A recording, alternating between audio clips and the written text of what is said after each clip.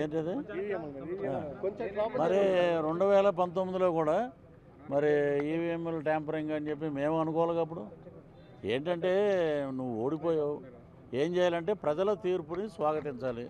ఎక్కడైనా సరే ఇప్పుడు చంద్రబాబు నాయుడు గారు కానీ, రాజశేఖర రెడ్డి గారు కానీ, ఎన్టీ రామారావు గారు కానీ వీళ్ళందరూ ఎలక్షన్ రిజల్ట్ రాగానే వాళ్ళు ఏం చెప్పేవారు, ఇది ప్రజా తీర్పు, ప్రజల తీర్పుని మేము శిరసావహిస్తున్నాం, సో దీని మీద అనుమానాలు ఏమి లేవు, ప్రజలు మమ్మల్ని వద్దనుకున్నారు అని చెప్పి ఉంటే ఉందాగా అరే బ్రహ్మాండంగా మాట్లాడాడు అనేవారు.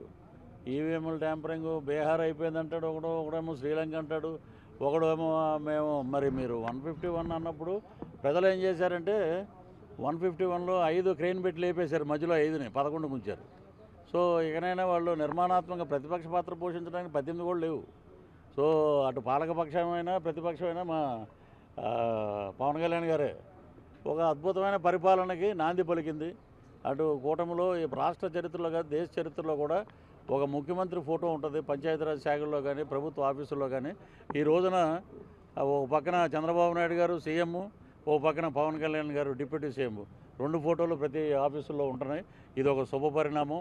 రాష్ట్రంలో కార్యకర్తలందరూ బ్రహ్మాండంగా మేము అద్భుతమైన ఏదైతే అనుకున్నామో దానికే మహిళలు అలాగే అన్ని కుల మతాలకు అతీతంగా మేము ఓట్లు ఇచ్చాం, దాని ప్రకారంగా పరిపాలన ఉంటుందని చెప్పి అందరూ ఆనందంలో ఉన్నారు. కొట్టేసేయండి. Please subscribe BCN channel. Please subscribe BCN channel. ఇందులో మీకు కావాల్సిన అన్ని రకాల హంగులు ఉంటాయి. Hi, this is MM Sri Lanka. Please subscribe to BCN channel.